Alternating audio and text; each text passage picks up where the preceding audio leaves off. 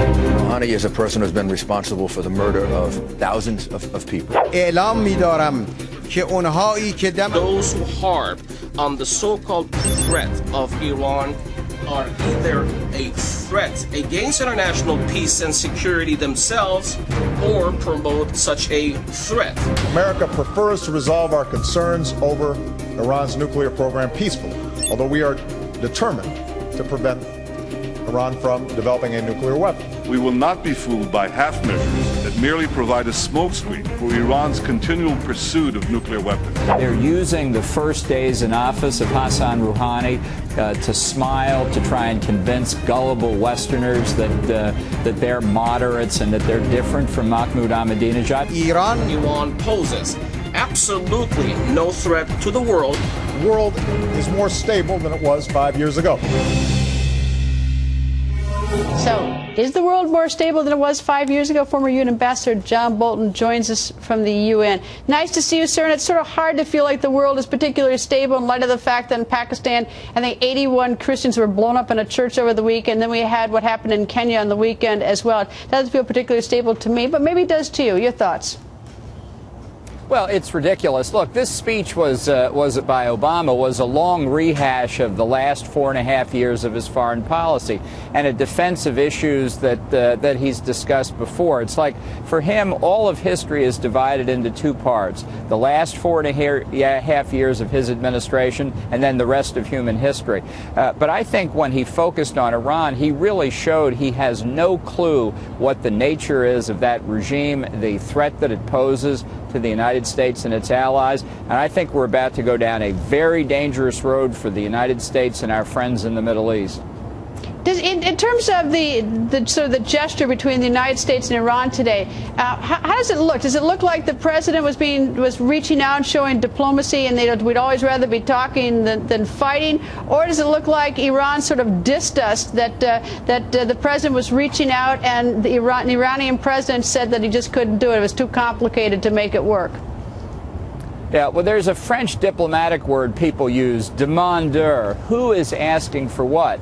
And when you're the demandeur, you're in the weaker position. And that's the position Obama's in.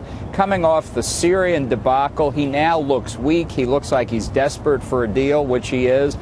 And if you contrast the president's speech with Rouhani's speech, they're talking about two very different things. And I think central to Rouhani's speech, if I had to pick one phrase out of all the blather, he talked about sanctions, the economic sanctions, as being violence pure and simple against Iran. That's what they care about. They made it very clear today they're never going to give up their nuclear weapons program. That's been their position consistently for 20 years. And anybody who thinks that they can be talked out of that nuclear weapons program is delusional. Well, I have sort of a rough translation of Israeli Prime Minister Netanyahu in response to Rouhani's speech at the UN today. It was in Hebrew, and the rough translation is that Prime Minister Netanyahu said in part that, as predicted, it was a cynical speech full of hypocrisy. Rouhani spoke in it about human rights, while Iranian forces are taking part in the massive massacre of innocent civilians in Syria. So it doesn't sound like Prime Minister Netanyahu was particularly moved by President Rouhani's speech. No, nor should he be. But I must say, I think Israel is in much more dangerous shape after President Obama's offer today to have Secretary of State Kerry negotiate with the new Iranian foreign minister. I think we're now going to be launched on a protracted period of meaningless negotiations. The Iranians will use this time to try and persuade people to reduce the economic sanctions. Why not? Why not make it easier for Iran? But they will do nothing to slow down their nuclear weapons program. Hassan Rouhani has played this playbook before. 10 years ago, when he was Iran's chief nuclear negotiator, he knows how to gull the West. The West is ready to be gulled under President Obama. They're going to take us for a ride, and the world will be a much more dangerous place as Iran gets closer to that nuclear weapons threshold. Let me ask you about the two incidents I mentioned at the beginning, the bombing of the Pakistani, suicide bombing of the Pakistani church. I think there are 81 people killed over the weekend, Christians killed. And then the mall in Kenya, the massacre there. Is there been any sort of universal condemnation? I mean, is even like, are the leaders of, is even Rouhani, did he speak to this, and did he condemn these attacks?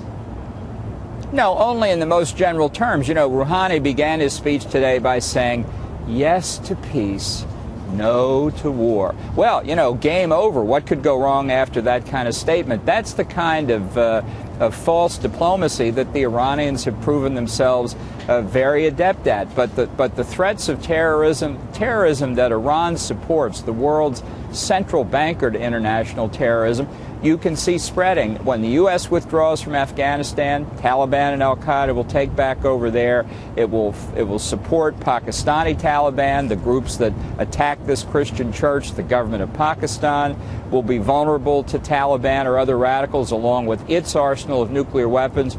You can see all across Africa the seam of terrorism from the north to the south growing. It is definitely getting more dangerous. Ambassador Bowen, thank you. Outside of the United Nations tonight, thank you, sir. Coming up,